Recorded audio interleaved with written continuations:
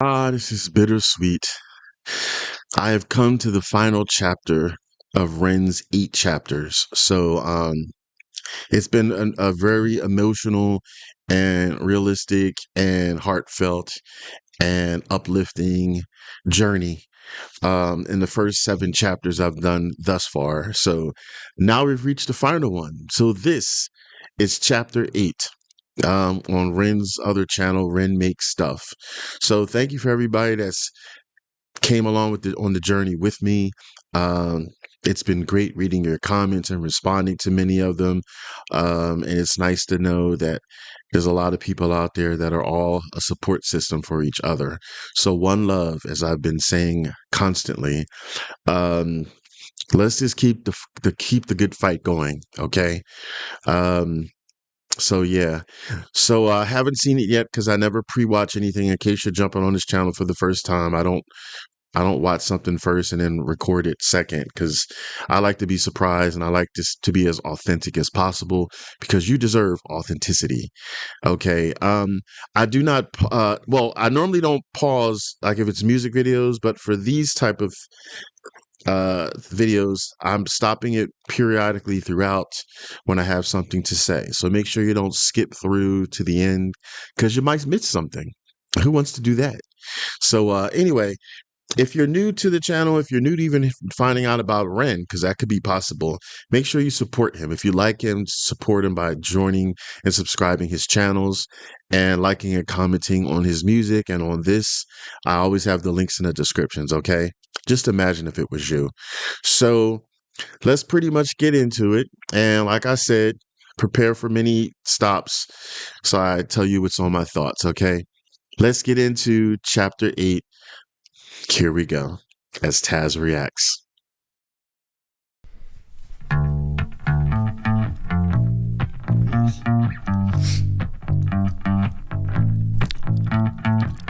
I was sat in a cafe across from a strange French man in a suit.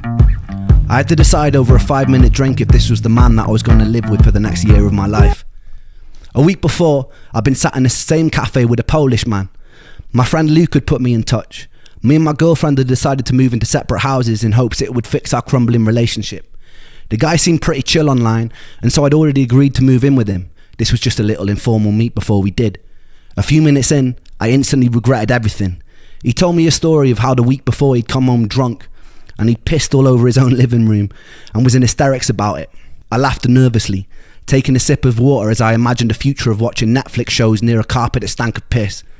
He then went on to tell me a story of how this girl that he'd liked had rejected his advances, so he'd, in his own words, grabbed her by the pussy and she slapped him. He wasn't sure if it was going to work out between them. I was certain it wasn't going to work out between them. I didn't laugh this time. I made an excuse and I left. When I got home, I messaged him, making up a lie that me and my girlfriend had patched things up and she'd be moving with me instead.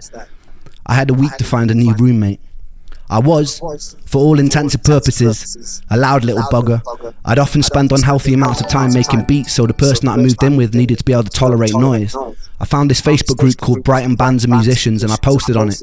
It went something like this. Hi, I'm a noisy person and I'm looking for another noisy person to live with. Enter the Frenchman. He'd moved from France in hopes of kick-starting his music career. He was working in a restaurant and busking on the streets whenever he had time. He was, for the better part of the word, eccentric, and at first I couldn't quite place him. The bar was set extremely low by the carpet-pissing sex offender though, so the Frenchman could have probably told me he was part of an extreme terrorist organisation and I'd probably said, "Great mate, when can you move in?"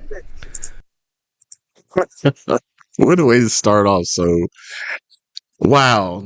I hear what he's saying though, because I remember in my younger years when I um, had my own roommates and stuff like that. Like you're trying to feel people out, and initially is that moment of trust, but then he found out like early on, like okay, these roommates are going to be weird. But sometimes you have situations where you have to roll with the punches. But hearing him say all that was like, wow, like especially that first one. And in the beginning threw me off because the first 7 chapters, he didn't start off playing music. And I'm like thinking it was going to go right into a music video.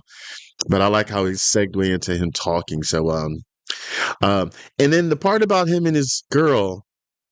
So I don't know. That's new for me. So you're not having a good relationship, so you decide to live separately. I guess that makes sense. But then some people do the opposite. They live together to see if they could communicate and cohabitate and do things together and make sure that it's a match. Do you know what I mean? So I guess to each his own. So I don't know what happened with that relationship with him because I don't know much about his dating life or anything like that, except from what I heard on the chapters here. So let me know in the comments now, like if he has a current woman in his life or he putting that on the back burner while he gets himself together with his treatments and stuff. I think somebody in the other comment said that he's doing another round of stem cell treatment. I think you said next month in February, maybe. Yeah. So let me know. Anyway, let's get back to this. The house was only meant for two, but in true cheapskate style, we found a third housemate called Tom, who was probably one of the funniest people I've ever met. Tom would go on hour-long rants about how Nicolas Cage is the world's best actor. I said, put the bunny back in the box. And he makes a compelling case too. That Frenchman was Romain Caesar. We'd go on to form a band called The Big Push, and he'd become one of my closest friends. The second week we moved in together, it was his birthday. Oh my God, how about that? I did not know this. I love learning all this stuff. So that third roommate, it was meant for two, but they got in the third, and then the third ended up being Romain from The Big Push. See, that's that ripple effect that I told you about. If you've been watching me doing the other chapters, I'm really fascinated, which what I call the ripple effect, how so many things are tethered together, and it's like that ripple where it's continuous in the water. So him getting a roommate, it being a third roommate, now you make friends with that roommate happens to be Romain, you then join a band with him. So imagine if there was no third roommate, would there have ever been The Big Push? Or would there have been a Big Push but Romain wouldn't be in it? Or would there have never been a Big Push, period? So that's fascinating to me, how it's that tethered ripple, if you will. So all right, let me hear more. Maybe he'll talk more about that. Let's get back into it. I'm such a goof when it comes to the ripple effect, like a giant nerd, but I own it. So me and Tom decided to gaffer tape about 50 baguettes and bunches of garlics to the walls and ceilings to decorate. It was 2016 and political correctness hadn't come into full effect. He still didn't think it was very funny. My energy was only improving during this time, although progress was slow. The doctor had recommended I do a second transplant to speed things up. I returned to LA for the second time with my close friend Saran and went through the motions again. Eventually, I'd switched to their sister clinic in Frankfurt, where I entered one of the more unusual periods of my life. The UK has border regulations on certain medications and supplements. Some I shouldn't have been taking back with me. I remember fashioning a hidden compartment in my suitcase where I would smuggle IV bags full of various nutrients and immune modulating drugs over the border. I did this a few times. One drug, filgrastim, was often given to AIDS or cancer patients with low neutrophil counts.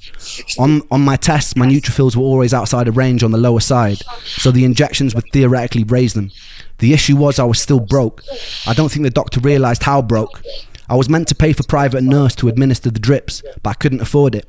So without telling the doctor, I taught myself how to administer an IV watching YouTube tutorial videos. First, it was very messy. I messed up a lot of veins trying to get the catheter to stay in. There was a lot of blood, but eventually I got the hang of it. I'd be sitting in the living room. That is the example of determination and tenacity, which are two things that Ren embodies. So raise your hand and tell me in the comments, how many of you would have administered your own IV drip? I know many people are afraid of needles to begin with, let alone sticking your own self. So let me know in the comments. I want to see who our brave beings are. I would do it because I'm pretty daring with certain things. So yeah, let's get back into this. Watching One Punch Man while an IV bag dripped slowly into my veins, and day by day I got stronger and stronger.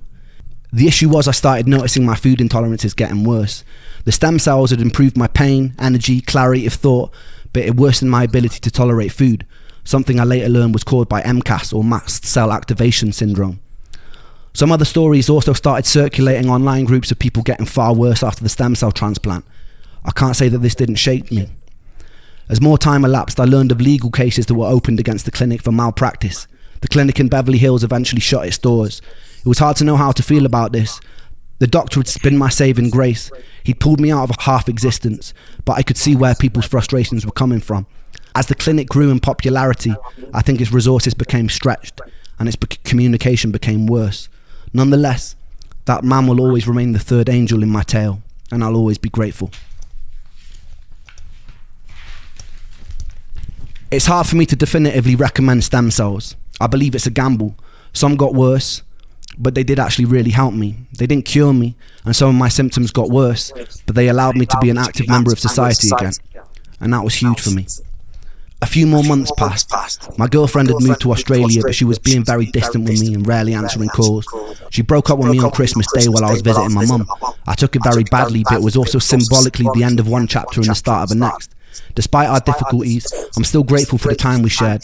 There's always two sides to every story, and I don't imagine it was easy being with someone who was tormented by my health problems as I was during the time. I returned back to Brighton, and then I started living. For the first time in years, really living. Me, Romain and Tom would throw parties nearly every night. I didn't drink or do drugs, but I was high on being able to participate. I felt like I was living in Brighton for the first time in my life. I was able to walk around, to take in the city, to live. I also started getting the attention of women. During my teen years, I wasn't the best looking and I was a bit awkward. During my early 20s, I was so sick I rarely went out. So this was new for me, and I threw myself in head first. I realised that I really like pretty girls, and pretty girls apparently like boys who make music. A lot of nights I'd go out by myself around Brighton and end up meeting a whole bunch of beautiful women. One night I ended up breaking into the Hilton Hotel with a girl that I just met. We managed to get onto the roof, but we were chased down the flights of stairs by security. We ended up having sex on the beach at 2 a.m. while the tide came in. The parties we throw would get crazier and crazier. Ran over and you naughty boy, you. I'm just playing.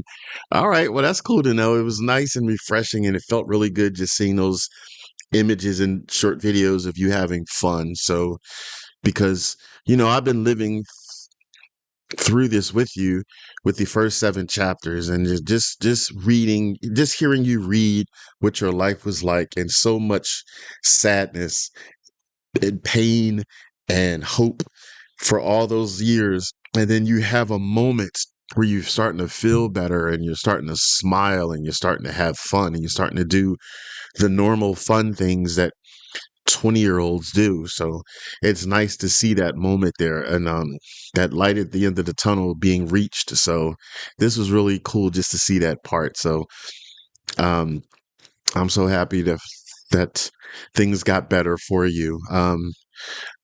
So because it's like I said in another chapter, how long does someone have hope?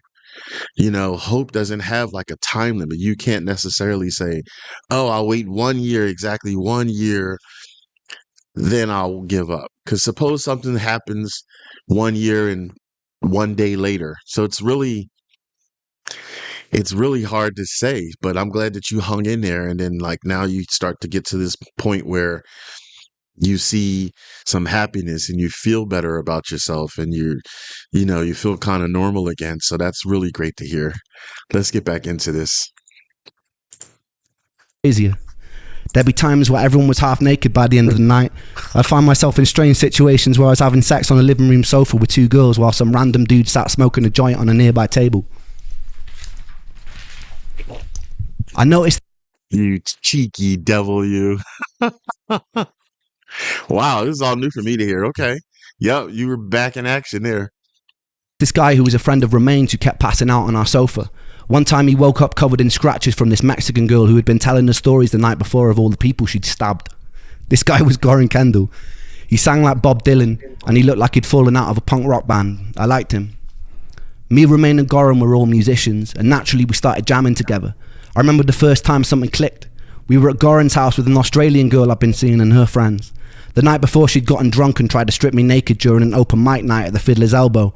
I was pretty willing, and we both ended up in our underwear being kicked out in fits of laughter. We decided to start working out 3-part harmonies together. We figured out a cover of Octopus's Garden by the Beatles. And not to blow our own horns, but it sounded fucking brilliant. I remember someone walking past the house and hearing from outside, and they started to clap. Eventually the three of us would busk on the streets together. We all busked separately, so it made sense. Back then, I'd occasionally drag a kick and a snare drum out with me in a wheelbarrow, and I'd drum while Goran and Romain played and sang. We would always have people come up to us and they'd ask for our band name, and we never had an answer. We came up with this genius idea of forming a band.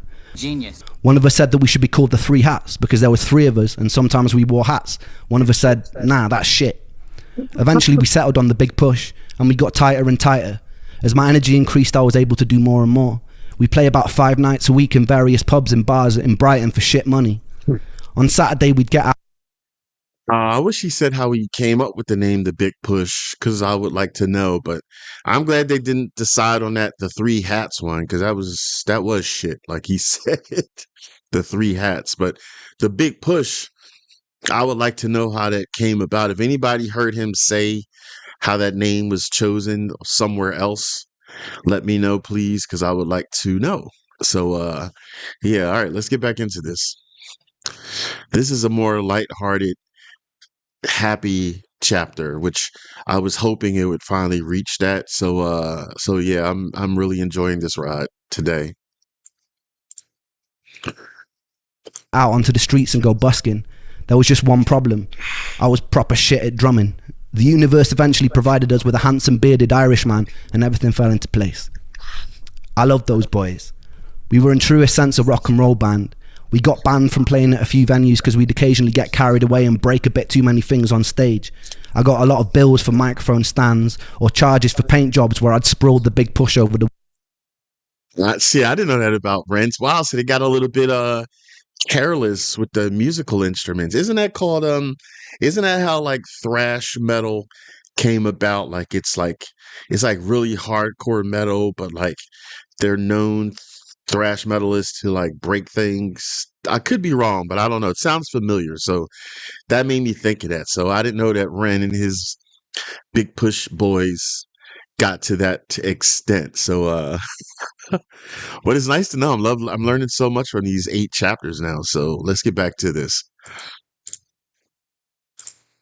The walls in permanent marker pen. Life was a bit like a movie. My ambition at the time wasn't to be in the greatest band of all time or to have any kind of success. I was just so relieved to be alive and play. So every day felt like a victory. That paper. Despite this, I was still carrying a lot of symptoms with me. The pain in my legs never stopped. The buzzing in my feet never relented. My vision was still blurry. I'd still get days where I was so foggy that it was hard to communicate. One day after a gig with the Big Push, being overstimulated triggered a very temporary jolt back into psychosis, and I found myself lying on a table in the pub, repeating the same sentence over and over again for about 10 minutes, while surrounded by a very concerned group of onlookers. I came to, in tears, and I quickly left in embarrassment. If I didn't stick to my diet of about 5 different things, I'd be trapped in bed again, but it was okay. I was willing to hurt if it meant I could participate in life again, and I intended to live the fuck out of it. I met this beautiful Spanish girl one night after playing at a local pub, and I fell instantly in love. She had this beautiful blonde curly hair and was wearing dungarees, and I was enamoured with her from the first moment that I saw her, and she didn't make it easy, which made me like her even more. I'd write her poetry, invite her to shows and attempt to be funny. She knew me as the local slut, which didn't really make things very easy, but with time she could see that I genuinely cared about her, and I did, a lot. One time we snuck into a cinema together, and I proceeded to climb onto what I thought was the stage below the screen to put on a show for her as she sat alone in the aisles cheering. What I didn't know was that stage wasn't a stage, it was a 6-foot drop. I confidently put my feet on thin air, and then I fell, smashing my face onto the corner of a railing on the way down, seeing a flash of white light and regaining consciousness with her rolling around in fits of laughter on the floor. She was intelligent, creative, unusual and beautiful. I carried a lot of trauma with me into that relationship. Relationships generally didn't feel safe for me. She was briefly diagnosed with BPD, which later turned out to be a misdiagnosis, and I had major trust issues from my last relationship, which had grown into commitment issues. It was a bit of a recipe for disaster, but we loved each other very intensely and very dysfunctionally until we couldn't. I wish I'd been able to surrender. It was a bit Sid and Nancy, very dramatic to say the least, and I won't get into it for her sake, but it was beautiful, and I loved her very much. It taught me a lot. I learned that the echoes of the past had shaped me into something that I struggled to be. I envied the people who could jump into relationships and feel safe or content. I wondered if it was because I had to watch my mum and dad fighting till their marriage crumbled when I was a kid. If it was because I'd learned as a child that I had to be independent because external love was inconsistent. I wondered if it was because I'd been too late to save Joe. That was an interesting moment there. External love is inconsistent, which is how he felt from all the love around him and stuff that didn't last too long. And yeah, that could change a person's thought process on their own type of relationships that they have. So yeah, again, it's that ripple effect, something that you feel in the younger years carries on with you, like that tethered ripple into your older years. Very much so. So I could totally understand that. That's much actually now how I think about things, because growing up, there was so many divorces around me and people that cheated on each other. It's like, who wants to do that? Who wants to be part of the norm? So I've been fine, just me, solo numero uno, because I'm like, if nobody seems to get it right, at least nobody in my close proximity, and even like in Hollywood, like I used to think, because some people used to say that a lot of problems with divorces was finances, which I can understand that.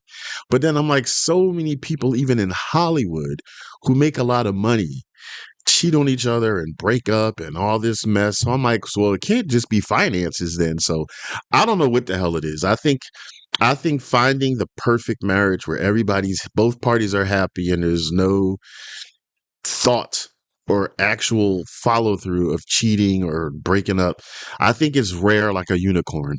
And that's just my thoughts on it. But yeah, so I do wish people the best when they do get married, and I do hope that they're one of the small percentage. But it's like, when it's around you growing up, that tethered ripple of external relationships are inconsistent, like he had said, I can see why people think that way themselves. So all right, let's get back into it. He was about to say something interesting, something more interesting. I cut it off. Let's get back to it.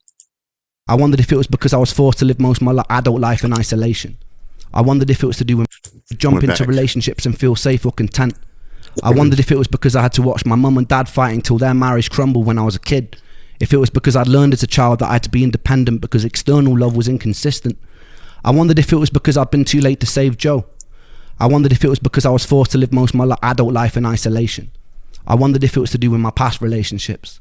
I didn't know, but I felt confused and I felt angry with myself.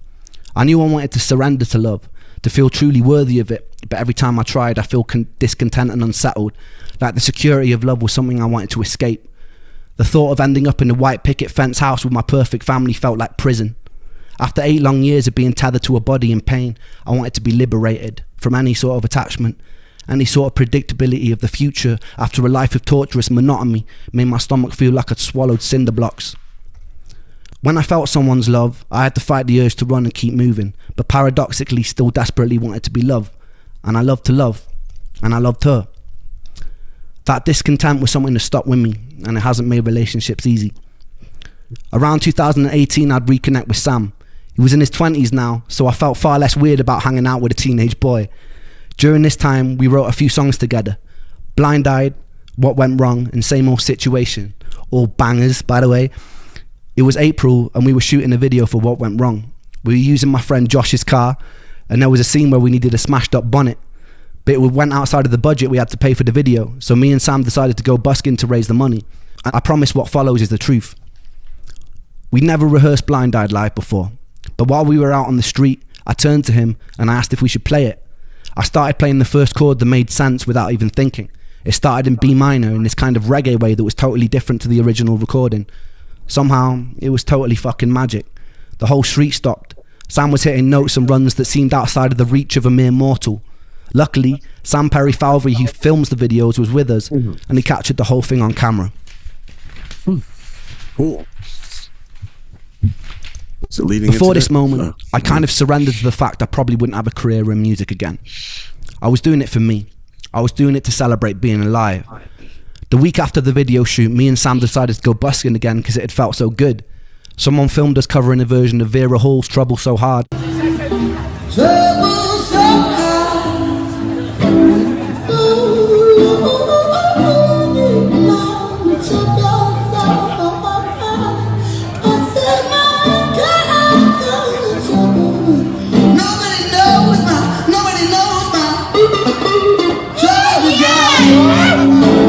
posted it to a Mexican restaurant page on Facebook. It was the first thing that I'd done since returning to the land of the living that went viral, and it went very viral. It started being shared everywhere by millions of people. 2 weeks after that, another cover of us performing was circulating the internet. That went viral too. By the time we released the busking version of Blind Eyed, the internet went crazy. My social media following started exploding. People like Elton John were talking about us on the radio. People would fly in from all over the world just to watch us perform on the street. By the end of summer 2018, we were shutting down entire high streets because of the volume of people coming to watch us perform. There was something magic about the synergy of me and Sam that stopped people in their tracks. We were being tagged in videos from all over the world of people listening to Blind Eyed. People were listening from war zones, from rocket launch sites, from deep in jungles. It was surreal, and it was incredibly affirming. It was a second chance, and I didn't think I'd get a second chance. The shared out with Sam was special. A lot happened after that. More love, more heartbreak, more health complications, more healing, more setbacks, more parties, more medications, sold out shows, frustrations with the music industry, betrayals, theft, friends lost to addiction. My health would take me on more journeys into foreign countries, #1 albums, awards, a pandemic, meeting idols, making money, losing money. But I'll save all that for another time. It's fitting that this story ends here. Trouble So Hard by Vera Hall has always resonated with me very deeply. She was the daughter of a slave, navigating a hostile 1940s America, something I'll never be able to relate to. The pain and simplicity of the line, "Don't nobody know my troubles but God," was one that seemed universal to all struggles. And it was a line I was always deeply connected to. If there is a God, I want to thank you for giving me the resilience to be able to sit down here and to tell my story today. I hope it's far from over, and I hope that this is just chapter 1. Thank you, everybody, for giving me the space to share my story with you. For everybody still in the dark, trust, hope, and dare to dream that you can get out of it too. I love you all, and thank you for supporting me like you have.